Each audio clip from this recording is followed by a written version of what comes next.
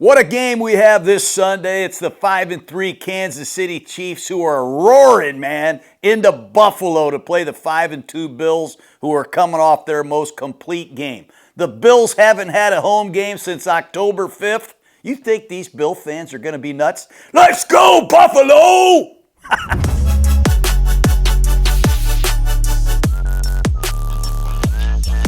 This Top of Mind is brought to you by Chevrolet. Football season's in full swing. And whether you're grinding through the week or gearing up for kickoff, there's always one ride that's game ready, the Chevy Silverado. Built for the hustle, ready for the game. Silverado is America's most dependable full-size truck. Head to Chevy.com to learn more and build your own Chevy Silverado. Okay, we got the Kansas City Chiefs at 5-3 heading into Buffalo to play the 5-2 Bills. A lot of great storylines in this game, and it starts with the two head coaches. Andy Reid of the Chiefs, what a brilliant career he has had, one of the top offensive minds really in NFL history, going up against Sean McDermott of the Bills. He's a hell of a defensive coach. You know, McDermott was Andy Reid's defensive coordinator. He broke into the NFL with the Philadelphia Eagles with Andy Reid.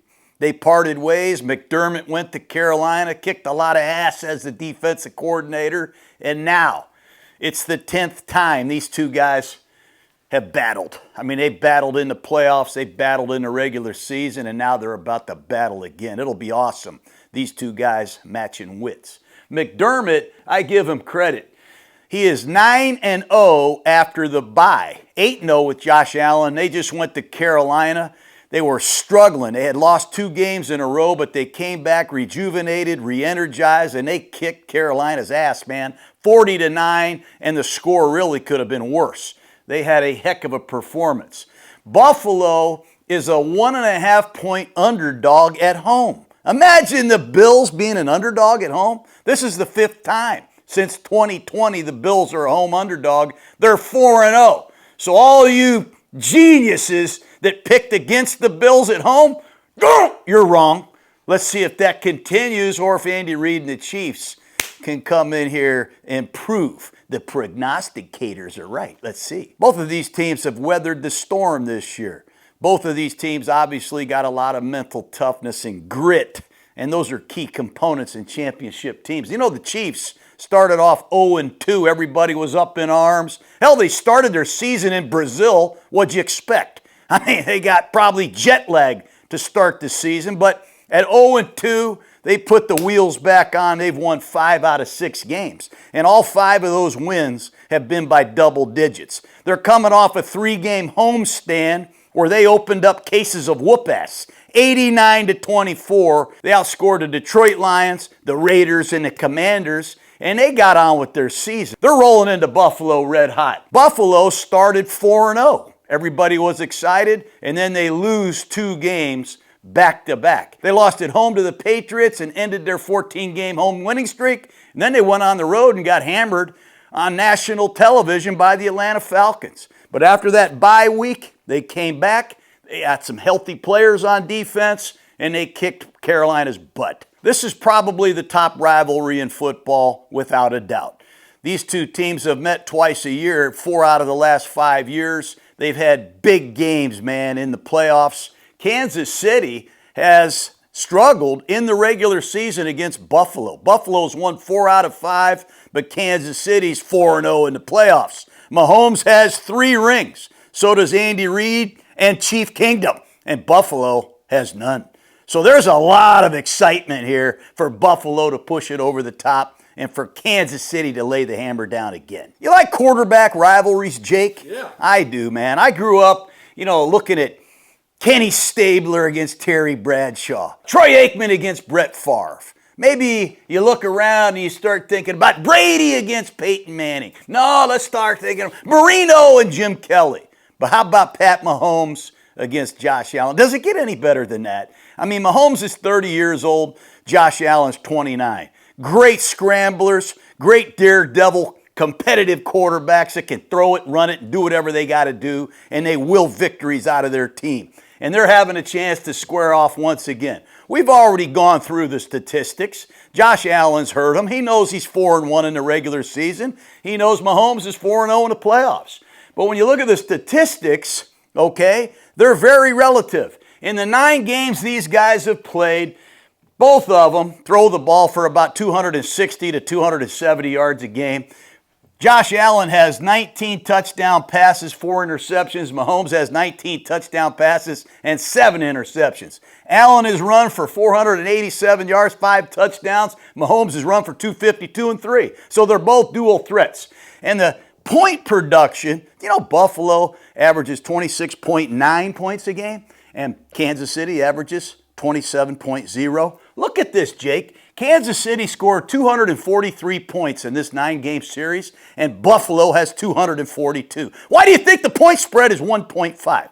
Let's get on with it. These quarterbacks, they're contagious, man. Their attitude, their playmaking, it's contagious. It gives everybody in the room confidence. They energize their teams. They energize their coaching staff. And they energize their fans. Hell, they're energizing me right now.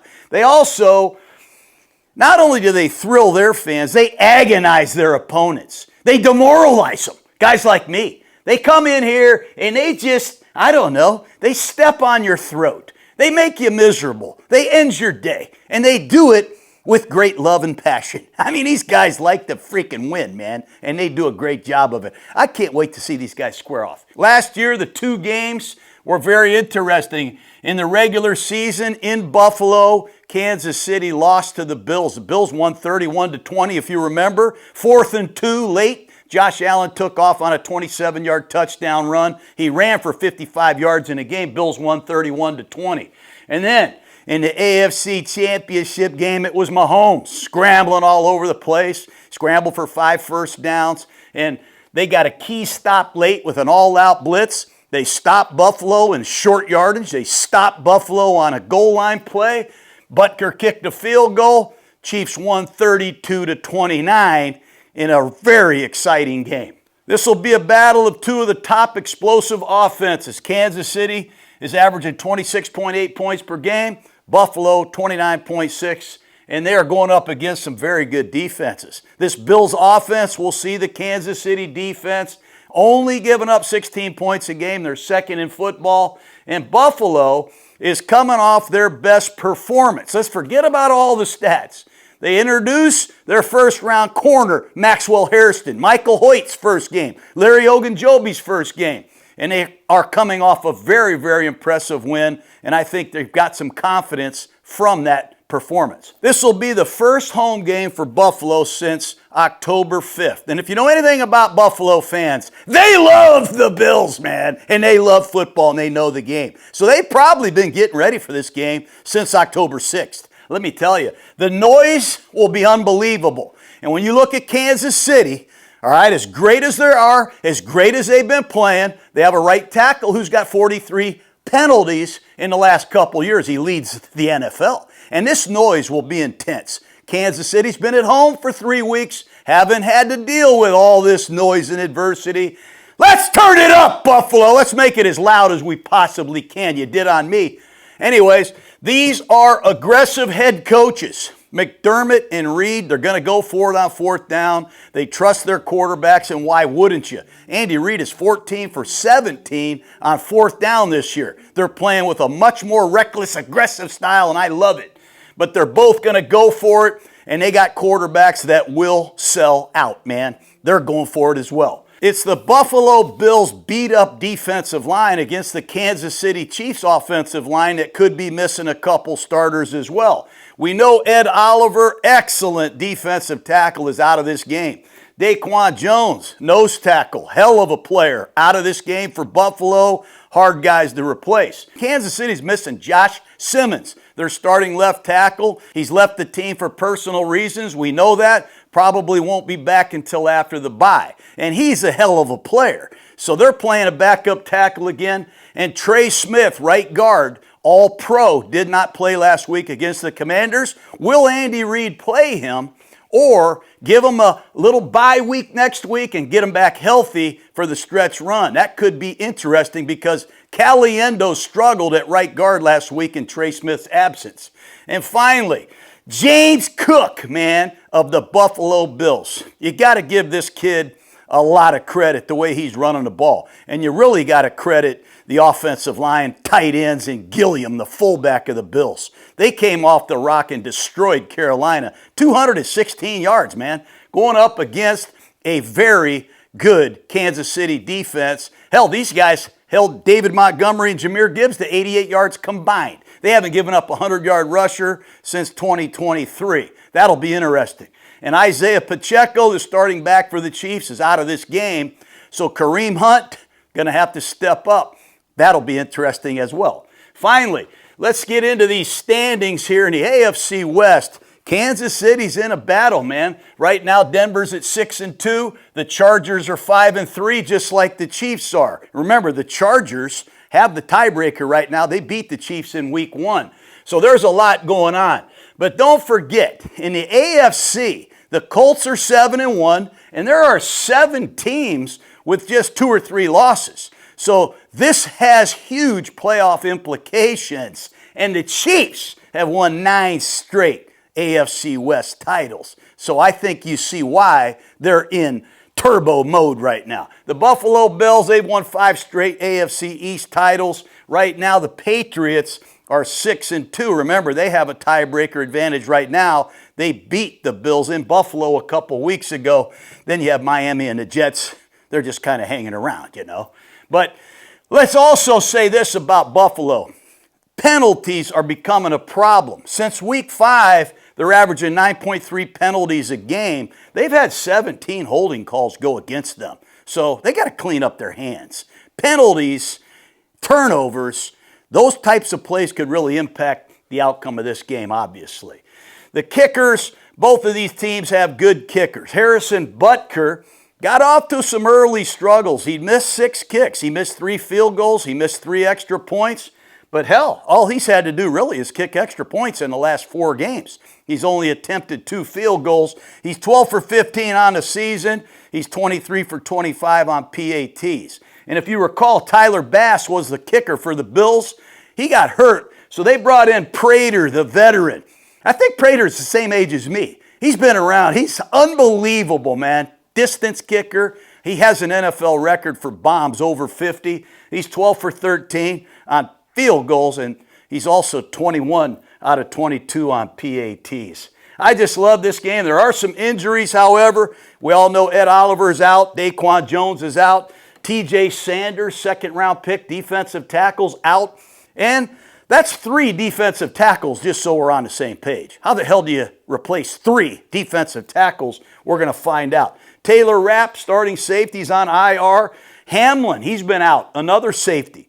And we're going to see the return of Terrell Bernard, linebacker. He's a hell of a player. And Matt Milano's back, man. He's missed 4 straight games with that pec injury. I'm hearing both those guys are back. And linebacker Shaq Thompson, he tweaked his hamstring. We don't know about him. But keep an eye on these Bills injuries. For Kansas City, we know that Josh Simmons, starting left tackle, still is away from the team on personal reasons. We don't know about Trey Smith at right guard. He did return to practice on a limited fashion, but will Andy Reid hold him until after the bye? We'll have to find out.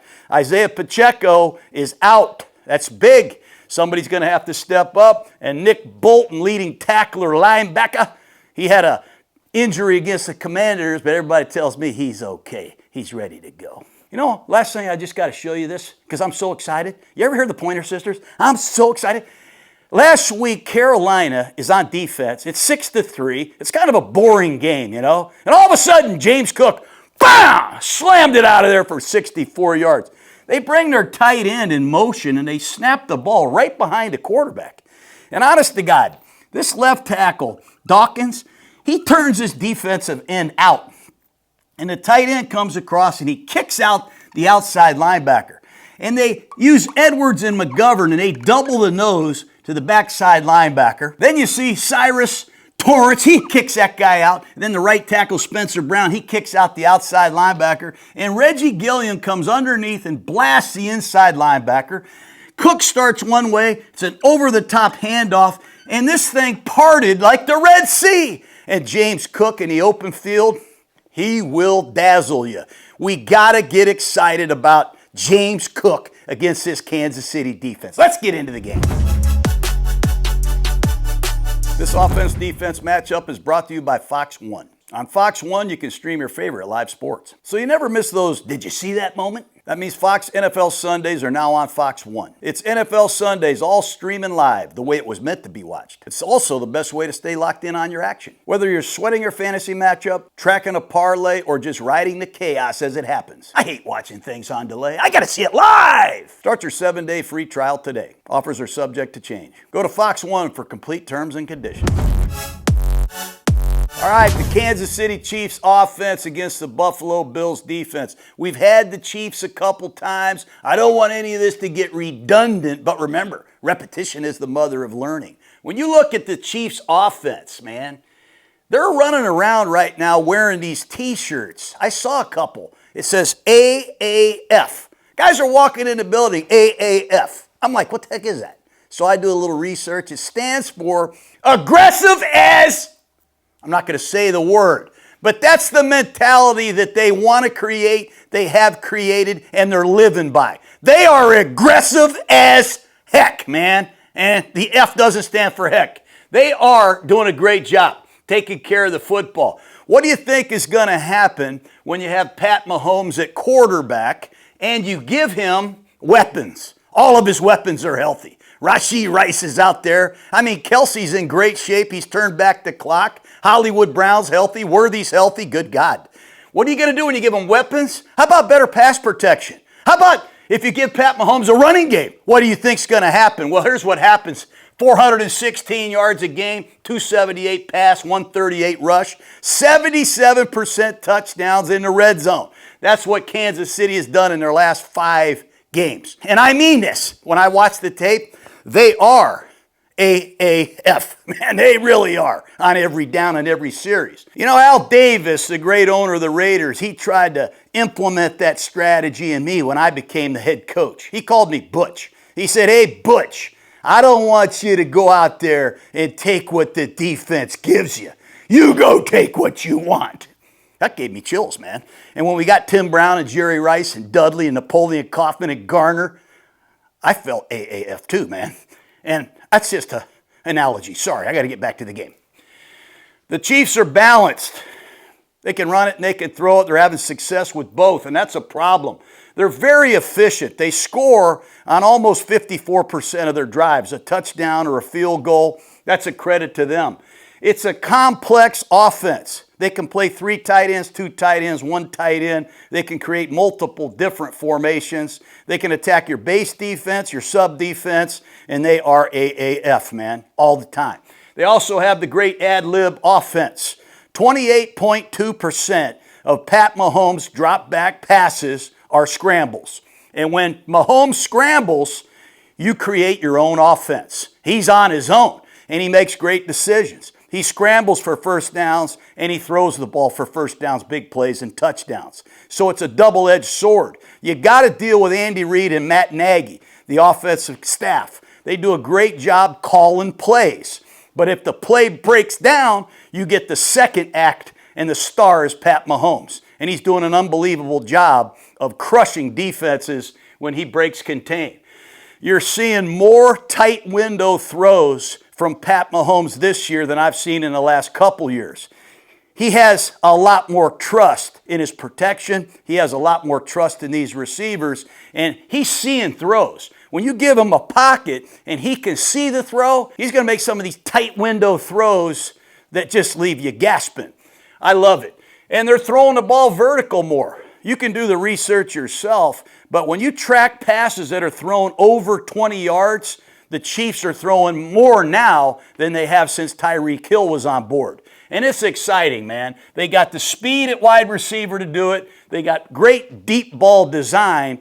And I love the intent. That's what I used to tell our quarterbacks. Man, when you throw a sail route or a deep cross, you got to set up with the upward tilt of your shoulders. You got to have the intent to throw the bomb, the clear out. And then you get to the deep cross and the check down. But a lot of quarterbacks I see, they set up looking for the check down. They set up looking for the sail. Mahomes is setting up with an upward tilt. The M in Mahomes is up here and the S is down there. He is showing intent to throw it deep. on a lot of these passes, man, and it's paying off for him. Isaiah Pacheco, everybody's like, well, he's not gaining a whole lot of yards. We can go with Kareem Hunt, or we can go with the rookie, Brashad Smith. Well, that could be true, but let's give Pacheco his due.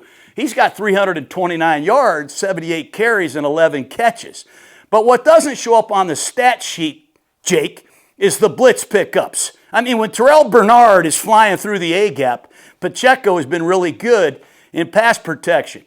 Let's see if Brashard Smith has that same ability. I can't wait to find out, because Buffalo will blitz. They will come after Pat in some key situations. We already talked about Andy Reid going for it on 4th down, and I think that's a mentality that goes back to that AAF t-shirt. I think Mahomes in this offense goes out there knowing, hey, if we don't take this sack, if we don't turn this over, we're going to have a chance 4 times to get this first down. And it's really a cool mindset that's paid big dividends. The Chiefs are the yak kings of the NFL, yards after the catch. I mean, this is a really important statistic, 150.4.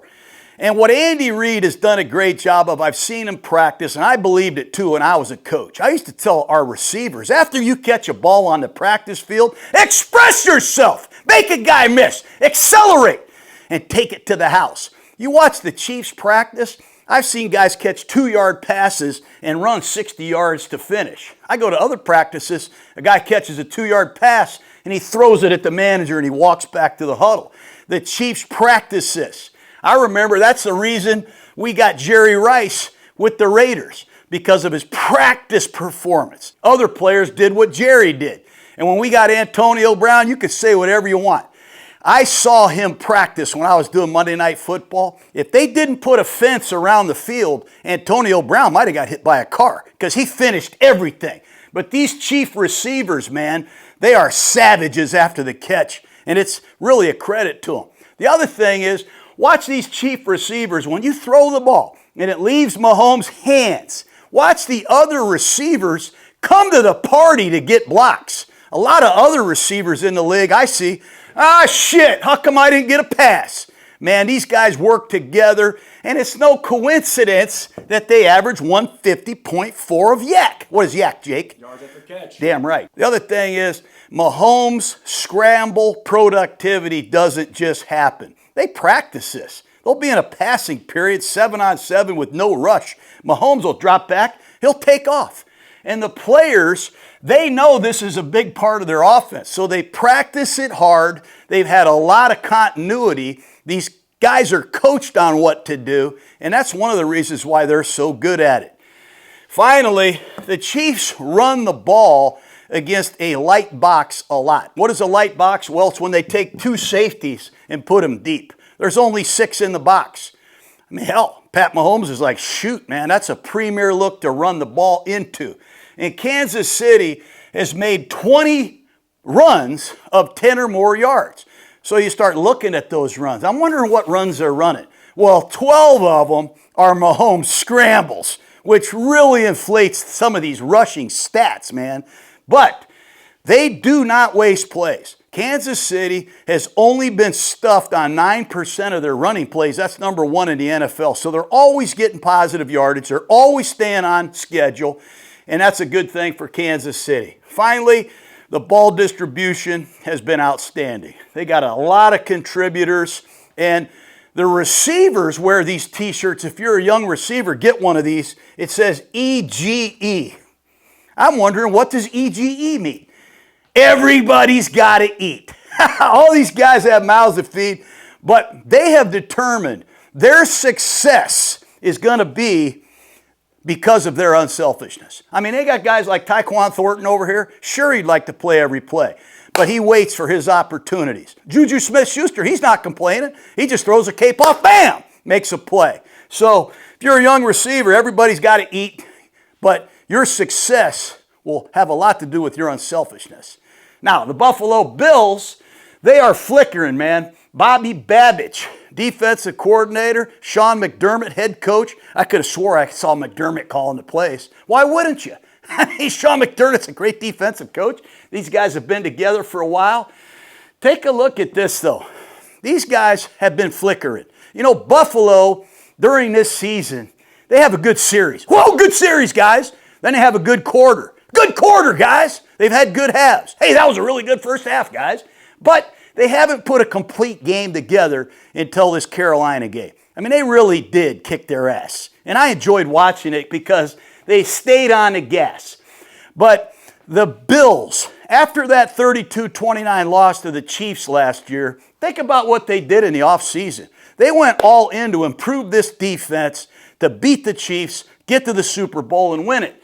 They bring in Bosa. They bring in Hoyt. They bring in Ogunjobi, 3 veteran defensive linemen. Then they draft 5 guys in the draft. Their first 5 picks are defensive players. They re-signed Greg Rousseau. So they really went overboard to fix this defense and get ready for this game and this playoff stretch to try to push it over the top. But they have been flickering. They did showcase a good performance last week. Can it continue? They had 7 sacks last week, and it was impressive, so I got to get to the film real quick and see how they got those 7 sacks. And I'll be honest with you, as much as I love Michael Hoyt, he did wear a backup right tackle's ass out. They put a backup in after Moton got hurt, and Hoyt tore him up. The right guard, number 70, Christensen, for the Carolina Panthers, got hurt in the game, but on the first sack, he just falls down on the ground. I think he got stepped on. He fell down and Ed Oliver got a sack. Then on another sack, the right guard got crushed by Jordan Phillips. He just ran over him. So they found the weak link in the Carolina protection, and man, they went after it. Greg Rousseau had a sack strip fumble in the red zone. But if you're listening, Andy Dalton, throw the ball away, man. You held it for like 5 seconds. And then Joey Bosa got home a couple times with a great patented speed-to-power rush. You know, Bosa, he speed rushes those tackles. And then he realized that tackle starts oversetting. He goes right down the midline and destroys you. Seek and destroy. I love Joey Bosa now that I don't have to play against him. I hated Bosa when he was a Charger. But man, he's playing good. The Bills have a very good sack rate. Hey, it's 9.8%. Every time you throw a pass, it's a 10% chance you get sacked. That's second in the league to the Denver Broncos. They have 7 guys on their defense that have 2 or more sacks. Now, I know Ed Oliver and Daquan Jones are out of the game, but they got an arsenal of guys that can get after your ass. They are well aware of Mahomes scrambling, and they're going to have to do a phenomenal job in the back end of plastering. I say it every week. Plaster to your man. You got to be careful that you don't come up to tackle Mahomes and vacate an area down the field, or he'll destroy you, man. Last week, Mahomes, 4 for 6 passing against Washington, 2 touchdowns on scramble plays. And he scrambled 3 times for 31 yards, and he hurt Buffalo big time with 5 scrambles in the AFC Championship game for first downs. Buffalo's got to eliminate the bad plays. As good as I felt about Buffalo's defense against Carolina, that's how bad I felt about them against Atlanta. They gave up 9 plays of 20 yards or more. 3 big plays on just simple weak side, single back, pistol outside zone plays. One of them, Bijan, went for 80 yards. So they got to clean that up. They have a great spy package that they used against Kansas City for 3 sacks last year. One of the things that they did is they got into a 3-down defense. They had an end on one side, an end on the other. They had a defensive tackle inside. They put Terrell Bernard, number 8, on the center, and they put Dorian Williams, number 42, over the guard, and they threatened the blitz with Cam Lewis, number 39. And on the snap of the ball, they ran out and played cover 2. Bernard ran right down the pipe, and here's Cam Lewis covering the curl. But what they did is they put Williams on Mahomes. And wherever Mahomes went, Williams went with them. And it ended up in a 3-man rush, and Greg Rousseau got a huge sack. So they used a lot of different spy packages, whether they were playing zone or man. Somebody's got number 15. We got to take these scramble plays the hell out of here. Otherwise, we'll be like everybody else. We'll have black eyes and we'll have ice packs on our head. Buffalo is playing a base defense more than they've ever played under Coach Sean McDermott. In 9 years that Sean McDermott has been the head coach, this is the least amount of nickel they have ever played. They're only playing 60% nickel. They're playing 25% base defense. Remember this, in a base defense, you have 3 linebackers. Last week, it was Andreessen, it was Shaq Thompson, and it was Dorian Williams. This week, I think in their base defense, they keep Dorian Williams out there, but it's got to be Terrell Bernard and Matt Milano. So they do have these 3 linebackers they like to keep on the field. Now, when they go nickel, they bring in Teron Johnson, number 7, and they take out a linebacker. And then when they go to dime, they bring in Cam Lewis, number 39, and they take out another linebacker. So they do have 3 distinctly different packages, but they're using a lot more base defense than they have before. This empty backfield that Kansas City uses, it'll be fun to see what McDermott does against it. Last week, I believe this. You got to have a code 1 blitz check when a team comes out with no backs. I mean, they got no backs, they got no protectors. Let's check to a blitz and rock their ass. And then you got to have a coverage check. I call it code 2. If they come out empty, we might even drop the defensive tackle and drop 8 because we know it's a pass. You got me, Jake? Yep. But what Buffalo does against Andy Dalton and Carolina last week is they sugar the 2 linebackers up on the line of scrimmage. They present an all-out blitz look in the back end. It looked like it was a 0 blitz. But on the snap of the ball, they rolled into coverage.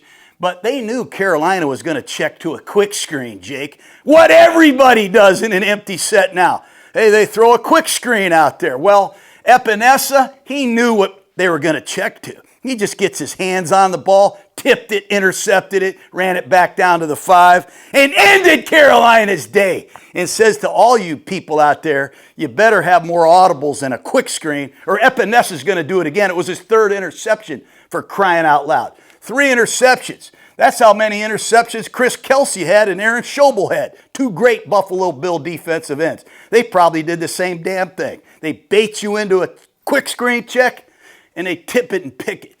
Last thing, the run defense of the Bills. Here's your wake-up call. Let's go. They have struggled this year. 150 yards a game, 5.5 yards a carry, that's 31st. 33 runs of 10 yards or more, it ain't going to cut it. They got to play better, and they're going to have to do it without Ed Oliver and Daquan Jones. So these young guys got to really step up. They've given up 10 rushing touchdowns this year. That's a lot. The Titans lead the league with 14, and then it's Buffalo. So let's go, Buffalo. Let's get the big boy pads on. Let's take a look at the matchups here. Kansas City Chiefs on the offensive line.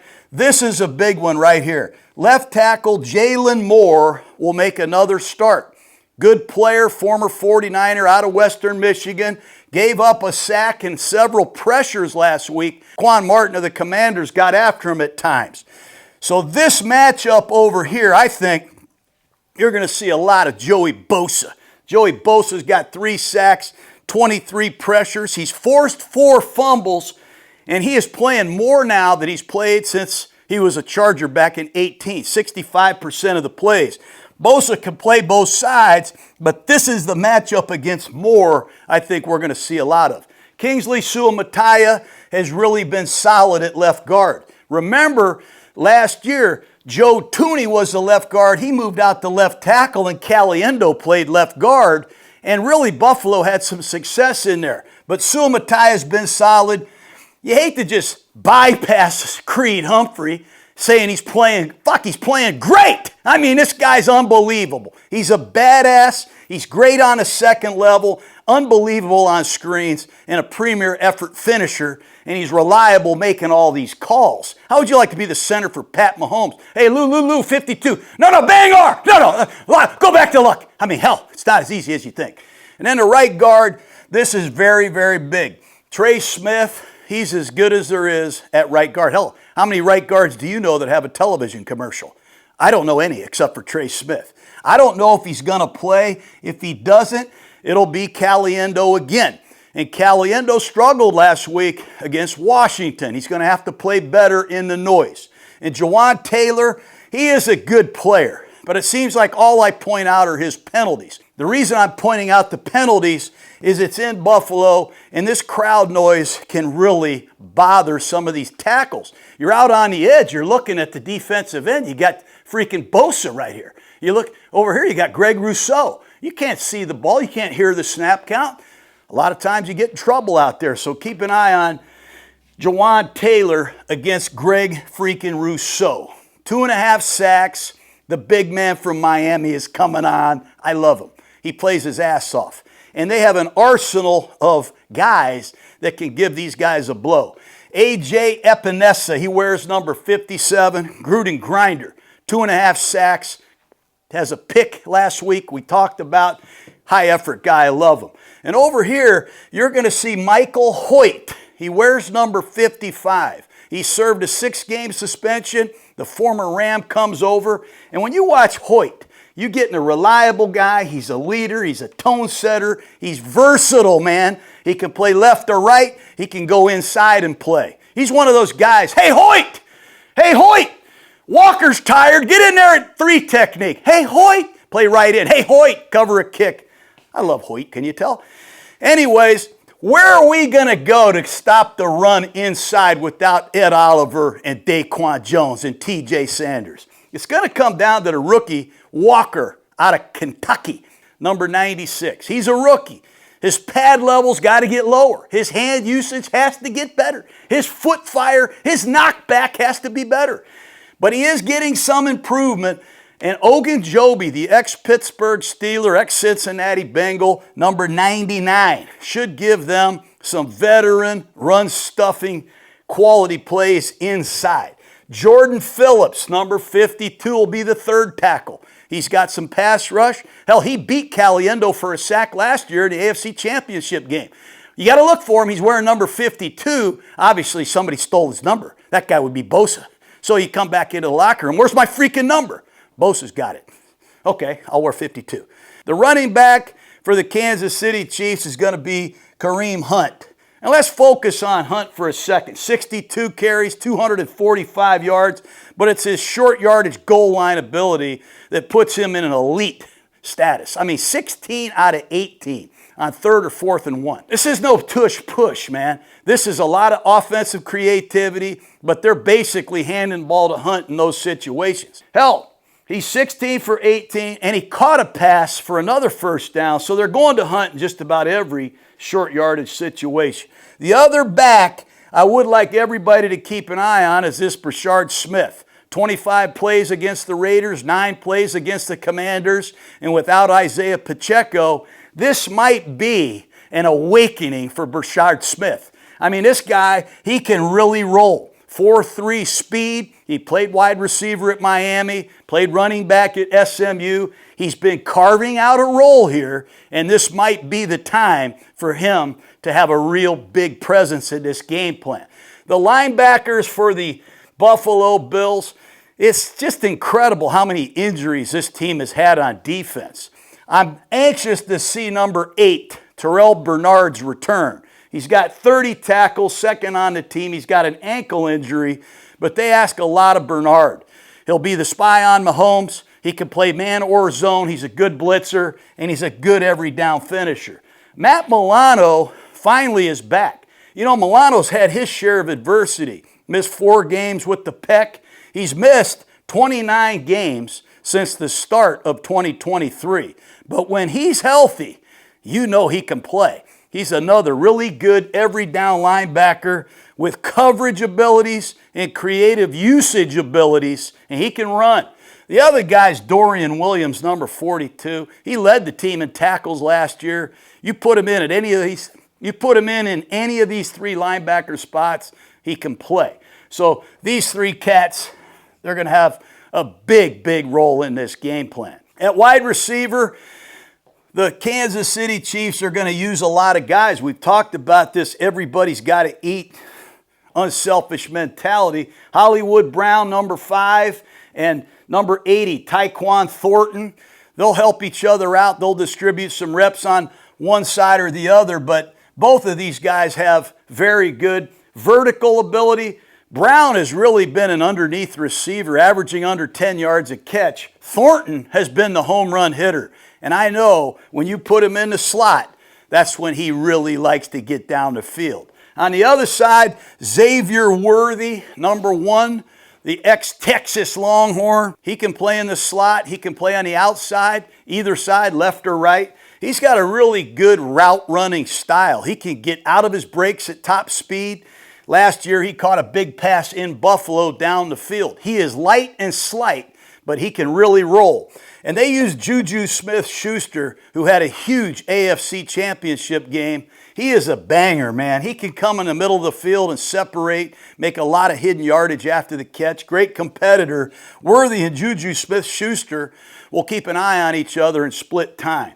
The go-to receiver is Rashee Rice, number 4. They targeted him 9 times last week against the Commanders. How many catches do you think he had, Clay? 9 for 9 and a touchdown, 93 yards.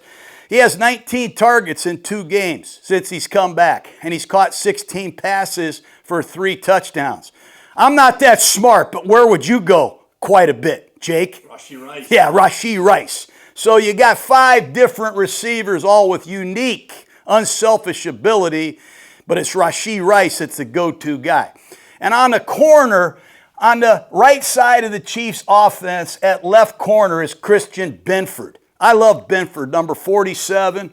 His QBR against them this year is over 100, but he has had a couple touchdowns in the red zone that were just insane catches. One of them by D-Hop in the opening game. I love Benford because he could blitz off the edge, he can tackle, and he's an every down badass. I just love the way he competes.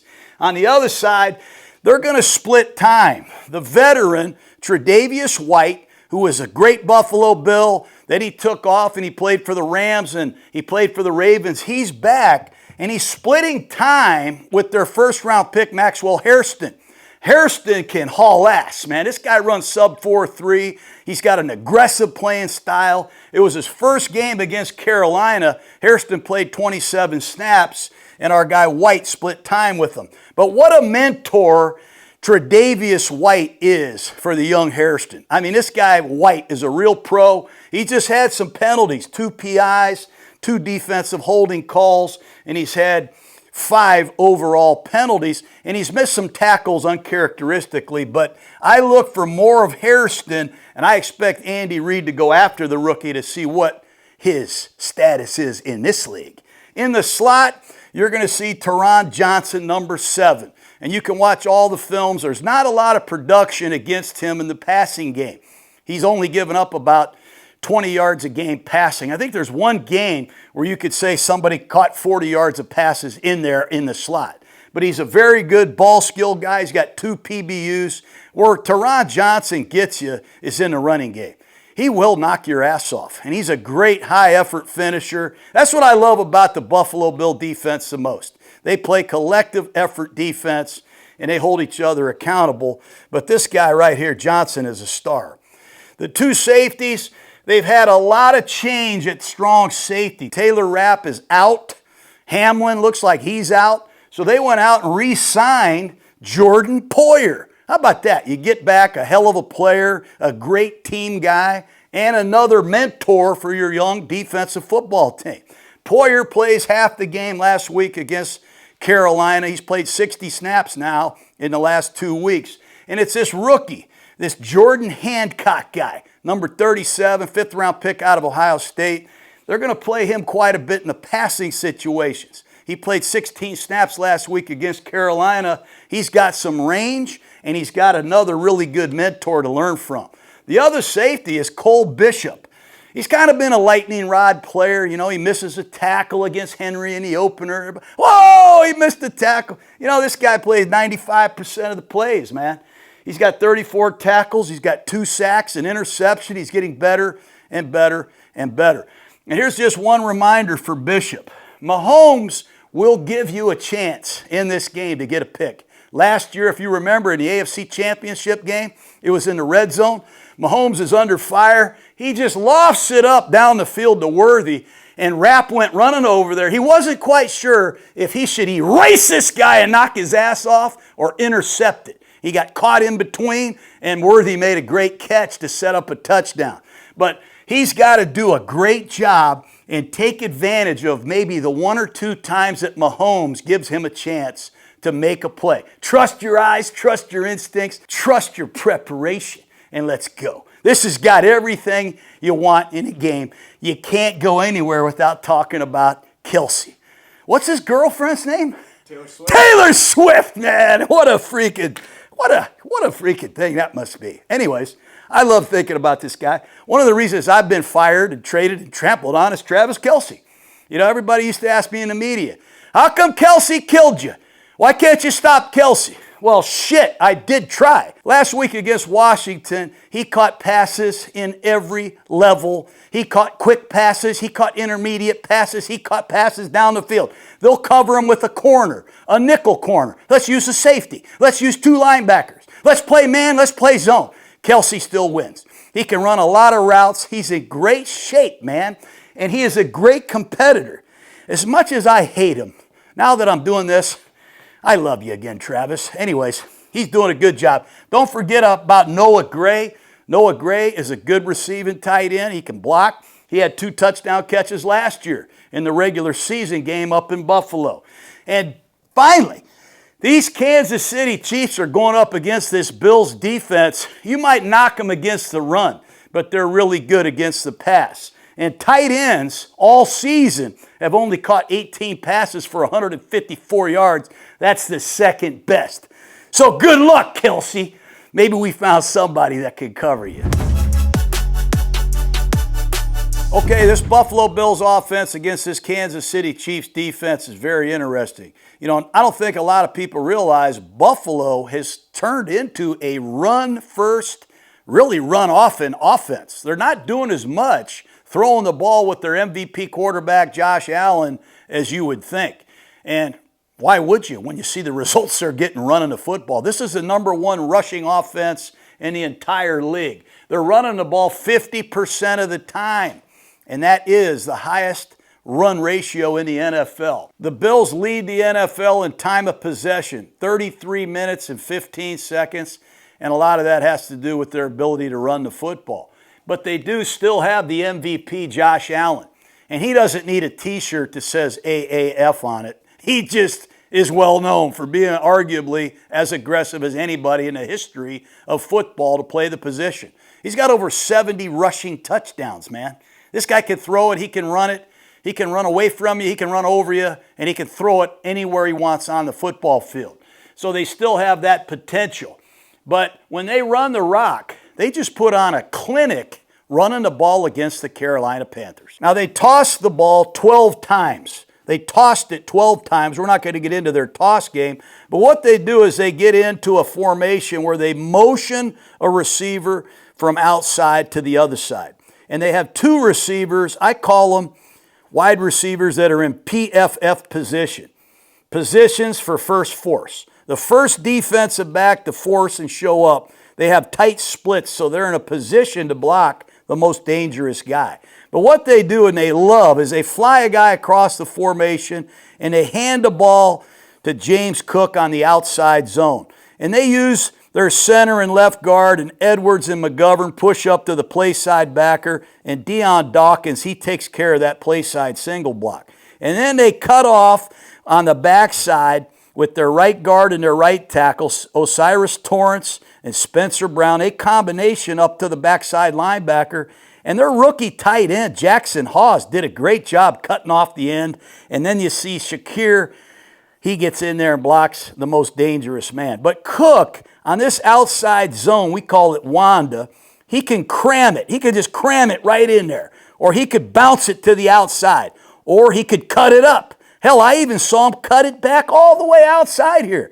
He's unbelievable, but it's these combination blocks to the play side backer and to the backside backer, and Cook pressing it, reading it, cutting it up, cutting it back, bouncing it outside.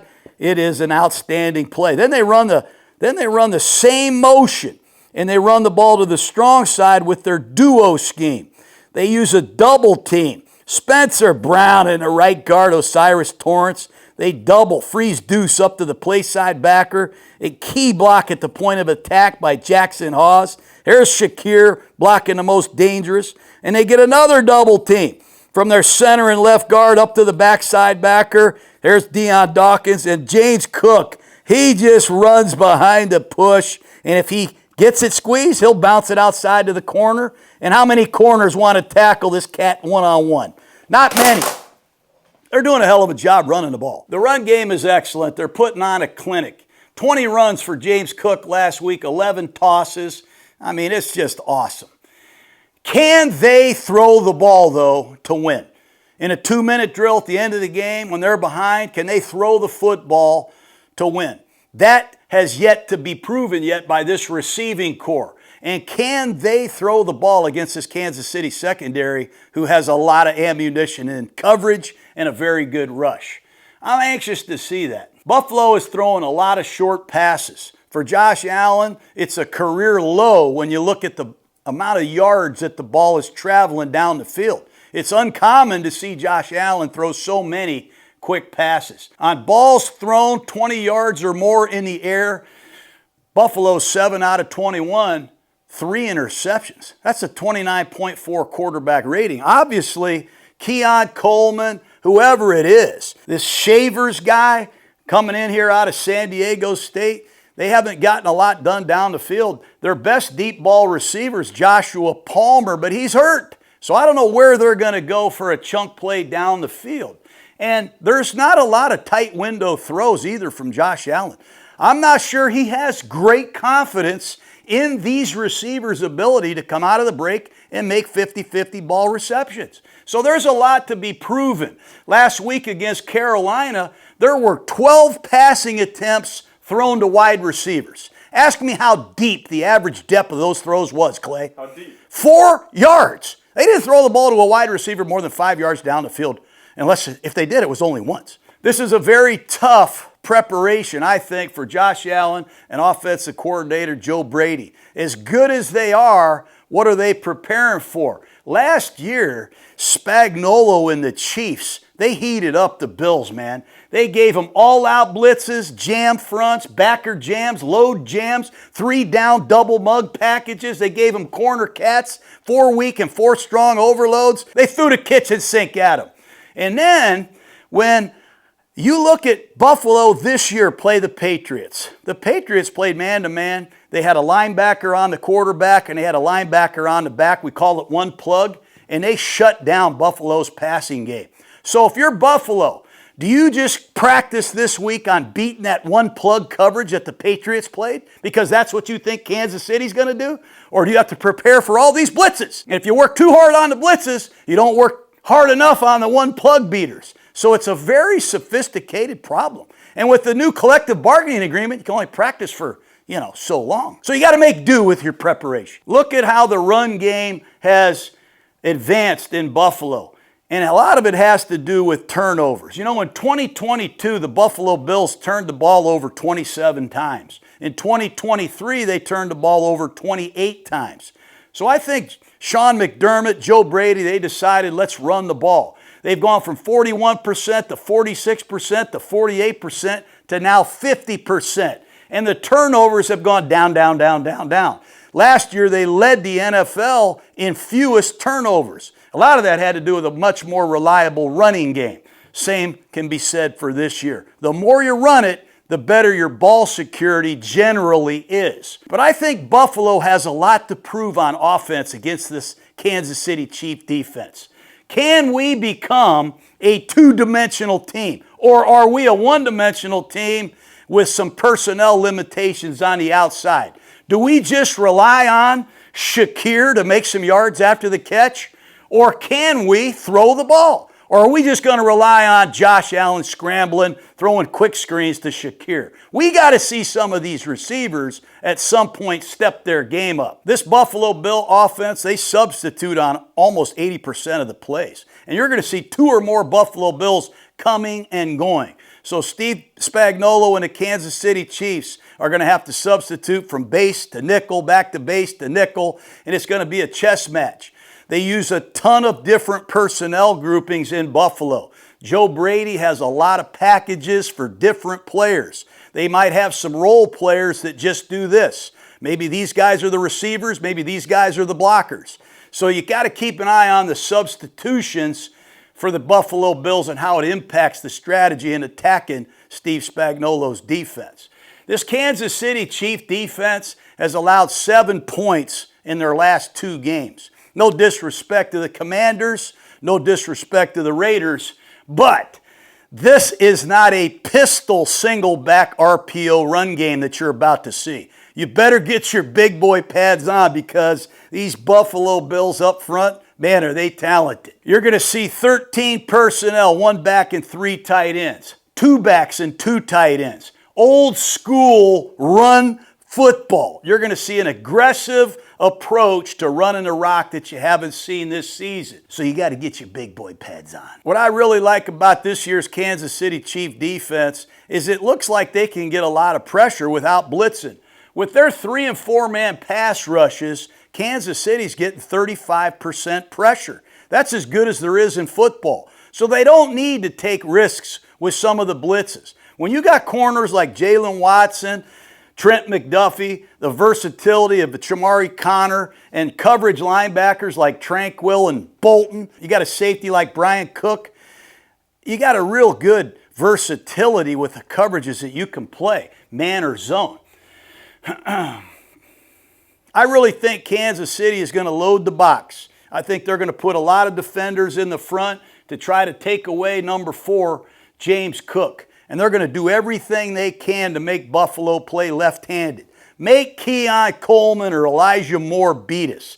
Let's see if they can hold the ball, and let's see how healthy Dalton Kincaid is. He hasn't played much in the last 2 weeks. If I were Kansas City on defense, I would expect some up-tempo offense from Buffalo.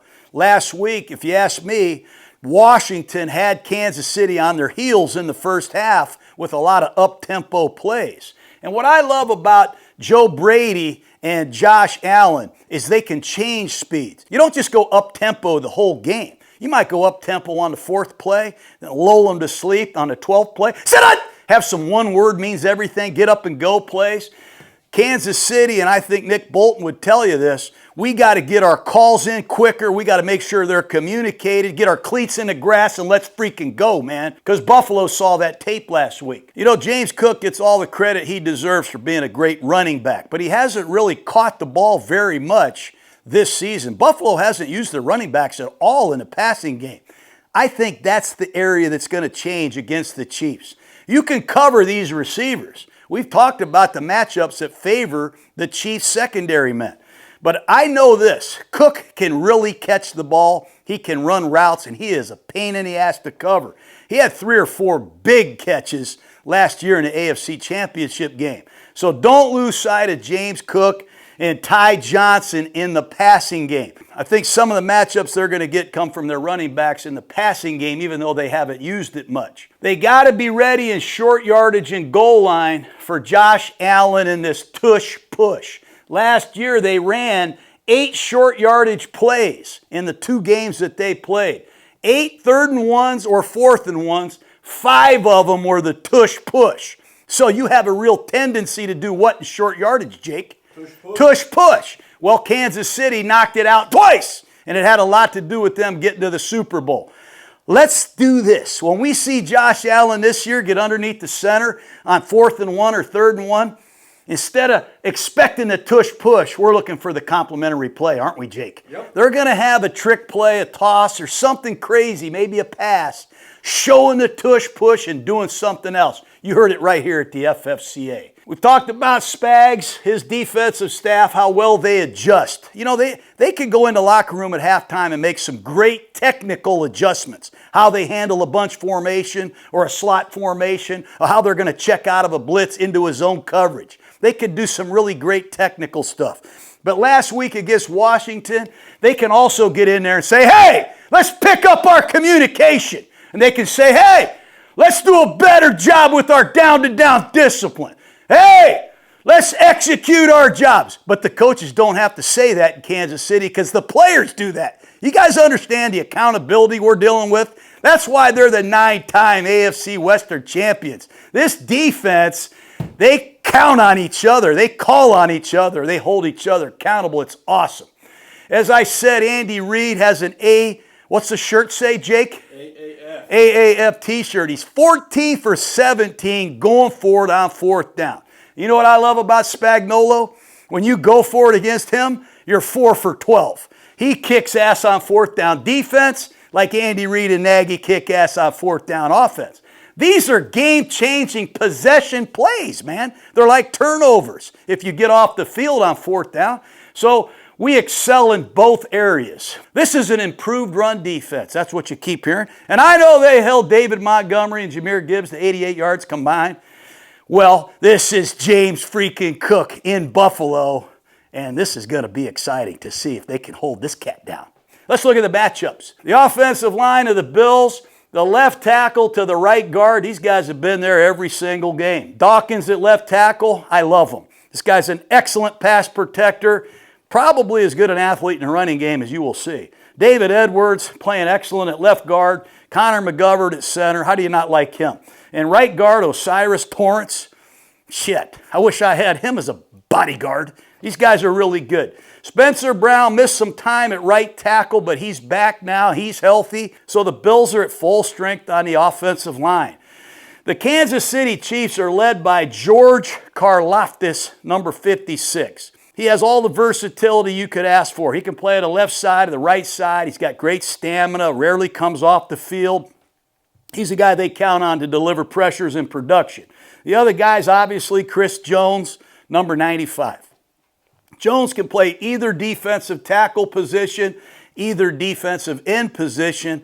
I don't think we're going to see as much of Jones this week. I think he's playing a lot of snaps. I think he gets a little bit worn down and tired. I think they're going to be a little more selective with him. So when the big fella is out there, whoa, there he is. He's a hell of a player. They also are going to use Derek Noddy, number 92. He's going to have to play big in the running game. And I want you to look for more of Jerry Tillery, number 99, the ex-Minnesota Viking. This guy's going to have to play a big role in the run defense. And number 69, Mike Pennall is back. He was cut by the Cincinnati Bengals, you know. Well, he was with the Chiefs last year, a big part of their defense. This guy's a big reason why they stopped some of these tush pushes. So Pennell is back to play inside with Noddy and Tillery, and they're going to have to get a lot of work done against these duos and these weak side zone plays that the Buffalo Bills are running. I also look for number 51, Mike Dana. You know, I've been challenging Dana. He heard me. You know what he did? He had an interception and a sack last week. Whoa! That had me feeling nicey, man. We also got Charles O'Menahue, number 90. I coached him in the Senior Bowl. He's coming alive, man. He can play inside or out. Very versatile player, good player. And Leo Chenal. He plays linebacker in their base defense, number 54. But he can come in and play over the guard. He can play over the tackle. He's a hell of a football player. He's going to have a big role in this game. So they have an assortment of guys that can come off the edge. It's Tillery, Noddy, and Pennell, I think, that got to play big to stop these inside runs. The running back of James Cook, ask me how good Cook has been. How good? 753 yards in 7 games, Jake. Nobody's done that since 1975. Who do you think that running back was? O.J. Simpson. Man, he had over 1,000 yards in 7 games. But James Cook, man, I look for more Cook in the passing game. Don't forget I said that. Even though he's pretty much not been used in that role, I think he's going to impact the game in the passing game. They haven't thrown the ball to the backs much. Haven't seen much of Ty Johnson or Ray Davis yet. Those are really good players. After they gave Cook that big contract, though, and after he's been running the way he's been running, would you take Cook out? Hell no. So anyways, keep an eye on the pass receiving usage of these backs. The guy that doesn't get any glue at all, doesn't get enough credit, is Reggie Gilliam, the fullback, H-back, / tight end. 26 snaps, number 41, Gilliam played. He does a hell of a job coming in here against these linebackers. Kaboom! Outside linebackers, second level. Swab, I call it. You got a tackle or a tight end that's struggling, blocking somebody. Here comes Reggie Gilliam. I call it a swab in the hole. Swab, man, Reggie Gilliam. Hell of a player. And these linebackers of the Chiefs, Drew Tranquil, 37 tackles. He's a reliable tackler, good blitzer. He's playing over 80% of the plays. Nick Bolton is the guy, the alpha dog of this defense. He has 61 tackles, 4 TFLs. He's a good blitzer. Misses some tackles here and there because he is aggressive as hell. He shoots his gun, man. And when he misses, he turns it back into his posse. This guy's a hell of a linebacker, 32. Chenal will be the other one. They got to do an unbelievable job against some of these counters and cutbacks and these toss plays. You don't want to overrun these tosses. A lot of times James Cook catches the toss. He's trying to get you to pursue, but he's really trying to set up the cutback. So you got to really be disciplined on these toss plays. Woo! At wide receiver, I don't know what's going on in Buffalo with Keon Coleman. He had 112 yards against the Ravens in the opening game, and since that, he's had 20 yards a game receiving. I know he's missed some meetings from what I understand. I know he's been held out of the starting lineup on a couple different occasions. He fumbled the ball, backed up against the Patriots. He's got to play great. He's got to really step up fast. He's in his second year. You don't have a lot of time to showcase your stuff. But I think he needs to realize you're the luckiest guy in the world to play football with Josh Allen, the MVP of the league. Now let's go, Keon. This is your game, man. He's got to have more production.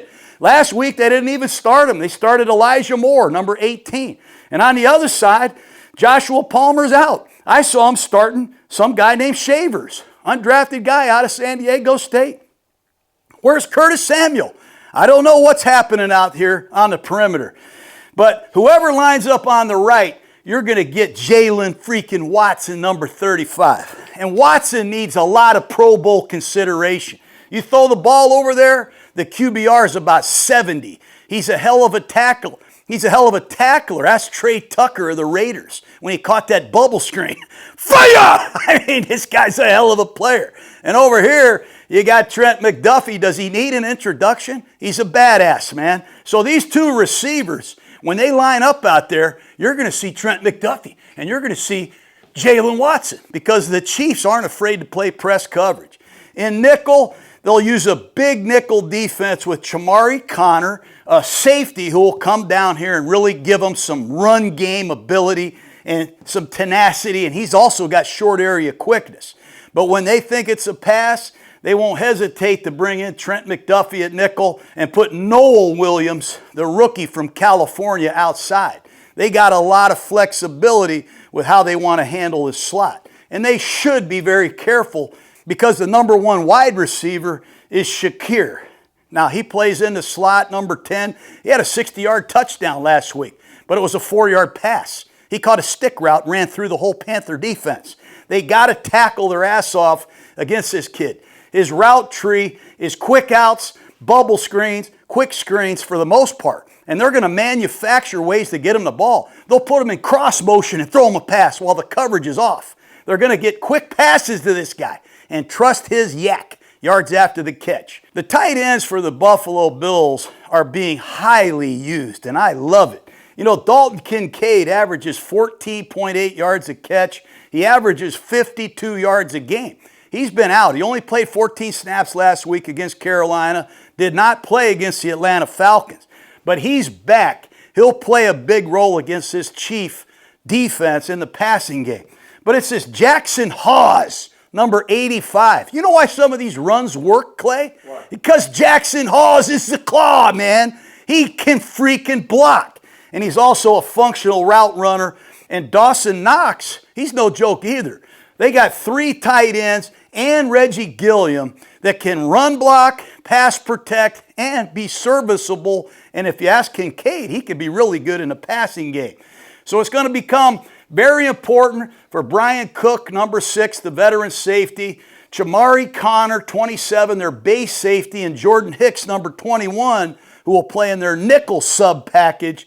They got to do a great job dealing with Kincaid down the seam, crossing routes. I mean, this guy, he could come out here acting like he's blocking, take off. This guy's got a lot of route tree inventory.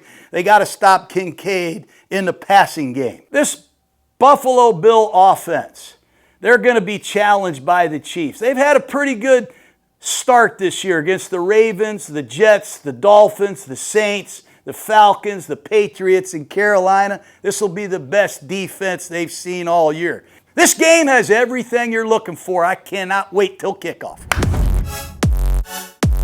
You know, Buffalo's defense, we talked about some of the spy packages that they used against Mahomes last year. They can play zone and spy on the quarterback. They can play man like they did last year. They put a linebacker over the center, Bernard, and he basically has Pat Mahomes the whole way, wherever he goes.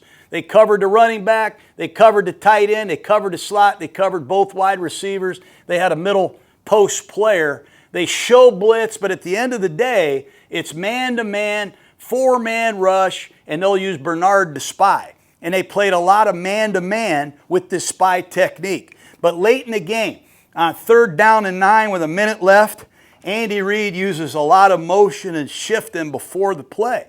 And he knows they're playing this cover one plug with the four-man rush. So what he does is he lets Mahomes check to this man-to-man beater. He has 3 receivers bunched together on one side of the formation. These 2 linebackers, they got to key the back. If the back goes this way, this man has the back, and this guy becomes the plugger on Mahomes. That's exactly what happened. Here goes P. Ryan into the flat, but they used their receiver to come in here and pick the linebacker covering P. Ryan. And then they used this receiver to come in and build a wall. He took off to the back pylon. Here comes Worthy in here. They used 3 guys basically to pick the linebacker, and P. Ryan gets the first down because Mahomes read your mail. He knew you were in man coverage, and that ended the Bills' season. So you got to be real careful showing man or zone. However you're playing this spy package, is sometimes who has the chalk last, McDermott or Reid. There's no place like a football game in Buffalo. Let's go, Buffalo. I just freaking love it. But I'm staying with the Kansas City Chiefs. I think they have too many matchups in their favor on the defensive side of the ball. I'm going with Kansas City 31, Buffalo 24.